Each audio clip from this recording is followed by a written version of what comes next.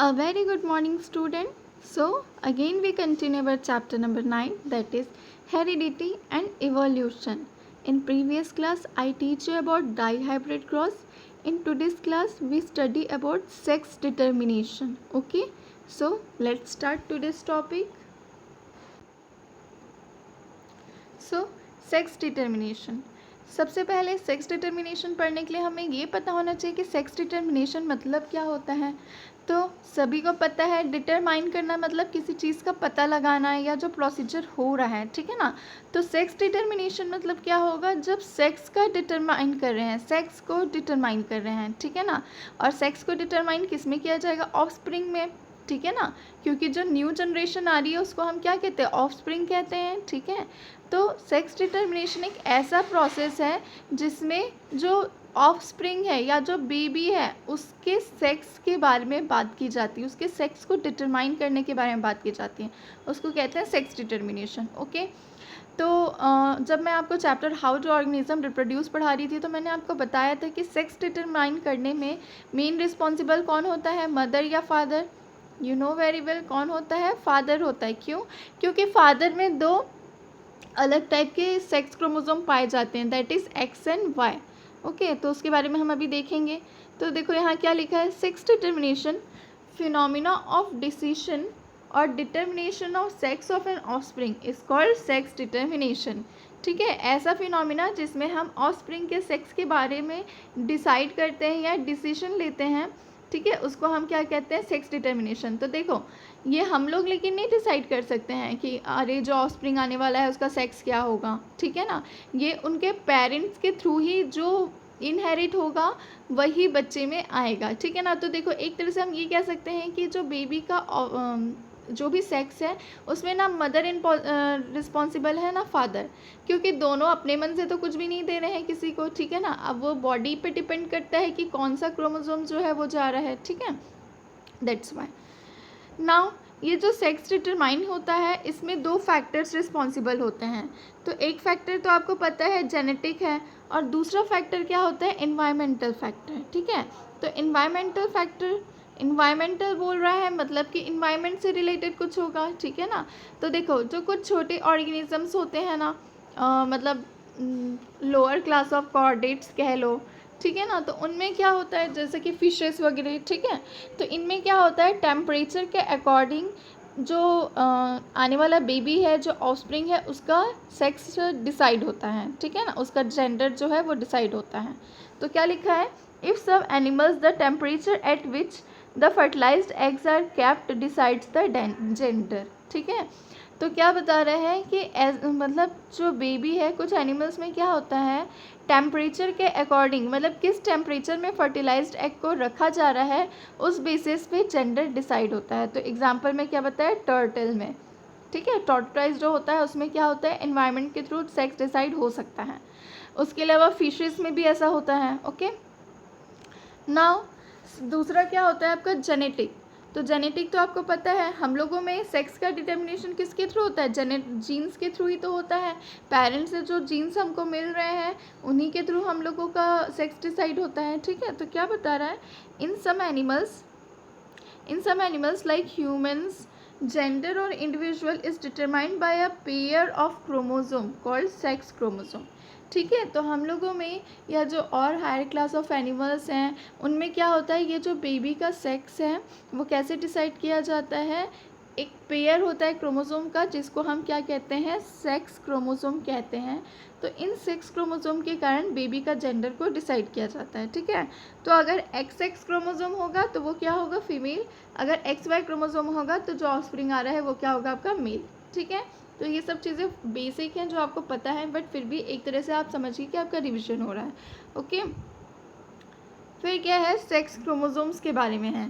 तो sex chromosome क्या होते हैं, तो देखो सेक्स क्रोमोसोम बताने के पहले मैं आपको एक चीज़ बता दूं, हम लोगों के बॉडी में दो टाइप के क्रोमोसोम्स होते हैं. सबसे पहले सेल्स की बात करते हैं, ठीक है. हम लोगों की बॉडी में दो टाइप के सेल्स होते हैं. एक होता है आपका सोमैटिक सेल, एक होता है आपका सोमैटिक सेल और एक होता है आपका जर्म सेल. ओके. तो देखो याद रखना, सोमैटिक सेल्स वो सेल्स होते हैं जिससे हमारी पूरी बॉडी बनी होती है। ऐसे सेल्स जिससे हमारी पूरी बॉडी बनी है they are called somatic cells, ठीक है। और वो सेल्स जिससे हमारा रिप्रोडक्टिव सिस्टम, हमारा जेनिटल ट्रैक्ट बना है they are called germ cell, okay. तो अब ये जो सोमैटिक सेल है, तो सेल के अंदर क्या होता है, न्यूक्लियस, न्यूक्लियस के अंदर आपका क्या होता है, क्रोमोसोम। तो सोमैटिक सेल के अंदर जो क्रोमोसोम होता है उसको हम क्या कहते हैं, ऑटोजोमल क्रोमोसोम, ओके। उसको हम कहते हैं ऑटोजोमल क्रोमोसोम। तो ये सब टर्म्स आपको याद रखना है। ऐसे क्रोमोसोम जो कि सोमैटिक सेल्स के अंदर मिलेंगे they are called autosomal chromosome, और ऐसे क्रोमोसोम जो कि किस में मिलेंगे, जर्म सेल्स के अंदर मिलेंगे they are called sex chromosome, ठीक है। तो ये बेसिक चीज़ था जो मैंने आपको बताया कि सेल, हमारी बॉडी में दो टाइप के सेल्स मिलेंगे आपको, एक होता है सोमैटिक सेल, एक होता है जर्म सेल। सोमैटिक सेल्स वो सेल्स कहलाते हैं जिससे हमारी पूरी बॉडी बनी होती है, ठीक है ना, जिसमें सेक्स क्रोमोसोम नहीं पाए जाते हैं, ठीक है। तो ऐसे सेल्स को हम कहते हैं सोमैटिक सेल्स। और ये सोमैटिक सेल्स के अंदर जो क्रोमोसोम्स होते हैं they are called autosomal chromosome.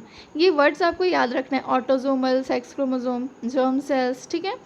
और जर्म सेल्स के अंदर जो क्रोमोसोम पाए जाते हैं उसको हम कहते हैं सेक्स क्रोमोसोम, ओके। तो ये आपका बेसिक था। तो देखो यहाँ पे आपको सेक्स क्रोमोसोम के बारे में बात हो रही है क्योंकि हम लोगों को सेक्स डिटर्मिनेशन के बारे में पढ़ना है, ठीक है। तो सेक्स क्रोमोसोम्स कितने होते हैं, तो देखो क्या बता रहा है, in human beings there are 23 pairs of chromosome. तो देखो नॉर्मली ह्यूमन बींग्स में कितने पेयर ऑफ क्रोमोसोम पाए जाते हैं, 23 पेयर्स पाए जाते हैं, मतलब कि टोटल कर दिए तो कितना हो गया, 46 क्रोमोसोम्स हो गए, ठीक है। क्योंकि 23 कह रहा है तो इसको प्लस करके 46 क्रोमोसोम, ठीक है। तो टोटल हम लोगों में 46 क्रोमोसोम पाए जाते हैं, और अगर पेयर में बात करते हैं तो 23 पेयर ऑफ क्रोमोसोम्स पाए जाते हैं, ठीक है। तो अब इन 23 पेयर ऑफ क्रोमोसोम में से 22 क्रोमोसोम्स जो होते हैं वो क्या कहलाते हैं, ऑटोजोम्स, मतलब कि ऑटोजोमल क्रोमोसोम, ठीक है। ऑटोजोमल क्रोमोसोम, ये ऑटोजोम्स जो लिखा है ये किसके लिए लिखा है, ऑटोजोमल क्रोमोसोम के लिए, अभी जो मैंने आपको बताया थोड़ी देर पहले। ऑटोजोमल क्रोमोसोम कौन से सेल्स में पाए जाते हैं, आपके सोमैटिक सेल में।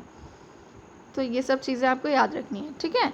तो देखो सोमैटिक सेल्स में जो, मतलब हम लोगों की बॉडी जो है वो पूरी कौन से सेल से बनी है, सोमैटिक सेल से। सोमैटिक सेल्स में कौन सा क्रोमोसोम पाया जाता है, ऑटोजोमल क्रोमोसोम, ठीक है। तो जो 22 पेयर ऑफ क्रोमोसोम्स होते हैं ना हमारी बॉडी में, टोटल 23 पेयर्स होते हैं, उनमें से जो 22 पेयर्स होते हैं, मतलब कि आप इसको कह सकते हो क्या, 44 क्रोमोसोम, ठीक है।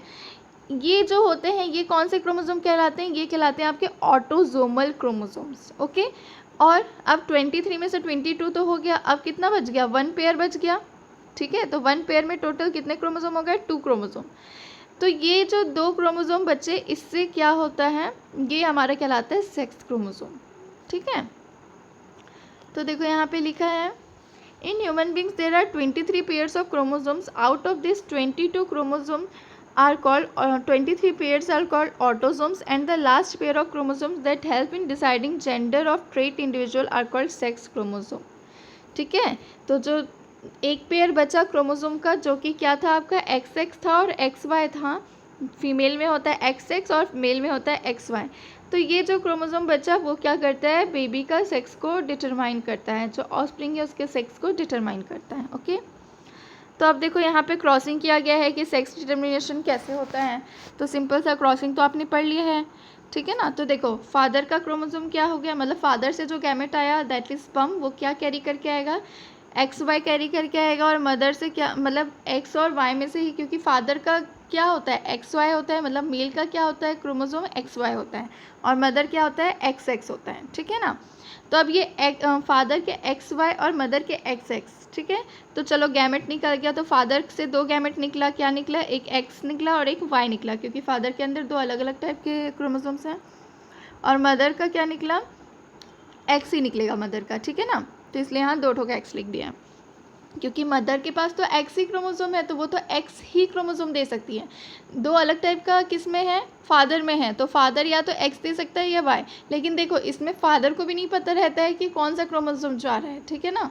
तो इसीलिए अगर ऐसे बायोलॉजिकली देखा जाए तो कौन डिटरमाइन कर रहा है, मेल डिटरमाइन कर रहा है। बट इसमें किसी का मिस्टेक नहीं है कि अरे बेबी हुआ, मतलब फीमेल बेबी हुई तो फादर उसके लिए इनरिस्पॉन्सिबल है, इस तरीके का, ठीक है ना। तो देखो गैमेट्स जो हैं वो निकले, ठीक है। तो क्रॉसिंग हो गई आपकी, तो एक्स का एक्स से हुआ तो क्या हुआ, एक्स एक्स आ गया, फिर वैसे ही हुआ तो एक्स एक्स फीमेल आ गई। तो इस तरीके से जो जनरेशन आई क्या क्या आई, 2 फीमेल जनरेशन आ गई और एक आपका क्या आ गया, मेल जनरेशन आ गया, ठीक है ना, 2 आपके मेल जनरेशन आ गए। तो देखो 50-50% प्रोबेबिलिटी होती है फीमेल चाइल्ड आने की और मेल चाइल्ड आने की, और ये डिपेंड करता है कि फादर से कौन सा क्रोमोसोम्स आके एग को फ्यूज़ कर रहा है, क्योंकि एग तो कौन सा क्रोमोसोम लिए हुए है, एक्स क्रोमोसोम ही बस लिए हुए हैं, और इस एग को जो स्पर्म आके फर्टिलाइज करेगा वो जो भी क्रोमोसोम कैरी करके आ रहा है वो डिपेंड करता है, वो रिस्पॉन्सिबल होता है किसके लिए, बेबी के सेक्स डिटर्मिनेशन के लिए। तो इन केस अगर कभी आपको क्वेश्चन आता है कि जो ऑफस्प्रिंग है उसके सेक्स को डिटरमाइन करने में कौन रिस्पॉन्सिबल होता है, तो कौन होता है, आपके मेल होता है, ठीक है, मतलब फादर होते हैं। तो यहाँ पे जो लिखा है उसका ऑब्जर्वेशन उसी के बारे में बता रहा है। This shows that half the children will be boys and half will be girls. तो हमको दिख ही रहा है 50% क्या है, आपकी गर्ल है और 50% बॉयज़ हैं, ठीक है। फिर क्या बता रहा है, all the children will inherit, देखो ये टर्म याद रखना है, all the children will inherit an X chromosome from their mother regardless whether they are boys or girls. तो देखो क्या बता रहे हैं कि जो चाइल्ड आ रहा है, जो बेबी, जो ऑफस्प्रिंग आ रहा है, वो एक्स क्रोमोसोम इनहेरिट करेगा किससे, मदर से। हमेशा वो एक्स क्रोमोसोम मदर से इनहेरिट करेगा ही, क्योंकि मदर के पास और कोई क्रोमोसोम ही नहीं है, मदर के पास एक्स एक्स ही क्रोमोसोम है, तो वो एक्स ही क्रोमोसोम देगी, ठीक है ना। तो वही बता रहा है, all childrens were inherit an X chromosome from their mother regardless whether they are boys or girls, ठीक है। तो चाहे बॉयज़ हो चाहे गर्ल हो, वो अपनी मदर से एक्स क्रोमोसोम लेके ही आ रहे हैं, ठीक है ना। Thus, sex of children will be determined by what they inherit from their father. तो जो बेबी आ रहा है, जो ऑफस्प्रिंग आ रहा है, वो क्या इनहेरिट कर रहा है अपने फादर से, ये रिस्पॉन्सिबल होता है किसके लिए, बच्चे के सेक्स के लिए, ठीक है ना। अपने फादर से वो बेबी कौन सा क्रोमोसोम इनहेरिट किया, इनहेरिट मैंने आपको बताया था, इनहेरिट मतलब पेरेंट से ऑफस्प्रिंग में जो ट्रांसफ़र हो रहा है, ठीक है ना, जो ट्रांसफ़र होने का प्रोसेस है उसको हम क्या कहते हैं, इनहेरिटेंस कहते हैं, ठीक है। तो उसी को शॉर्ट में क्या कहा जा रहा है, इनहेरिट कहा जा रहा है, ठीक है ना।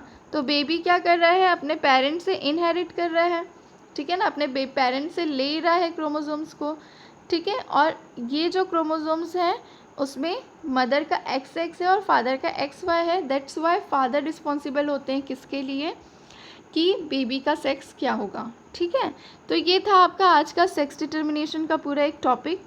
नेक्स्ट क्लास में मैं आपको इवोल्यूशन के बारे में थोड़ा सा बताऊंगी, क्योंकि इवोल्यूशन वैसे तो आपके सिलेबस से हट गया है, फिर भी होमोलोगस और एनालॉगस जो एक टॉपिक है इवोल्यूशन में, वो बहुत इंपॉर्टेंट टॉपिक था, उससे हमेशा क्वेश्चन आता था, दैट्स वाई बस आप वो एक छोटा सा टॉपिक पढ़ लेंगे, उसके बाद इवोल्यूशन के बारे में मैं कुछ भी, क्योंकि इवोल्यूशन खुद ही एक बहुत बड़ा टॉपिक है जिसमें आपको ह्यूमन का इवोल्यूशन कैसे हुआ, क्या हुआ, ये सब चीज़ों के बारे में पढ़ना है।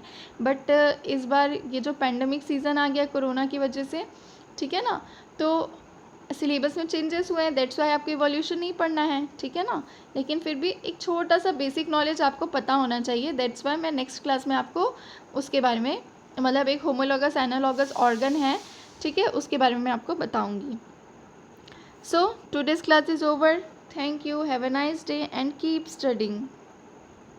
अच्छा हाँ, क्लास ओवर करने के पहले मैं आपको एक और चीज़ बता दूँ कि ये जो चैप्टर आपने पढ़ा है इसका मैं एक और मतलब पूरा क्लास लूँगी जब आपका सिलेबस कंप्लीट हो जाएगा, तब, क्योंकि ये जो चैप्टर है आई नो कि ये थोड़ा सा आप लोगों को डिफ़िकल्ट लग रहा होगा समझने में, ठीक है ना।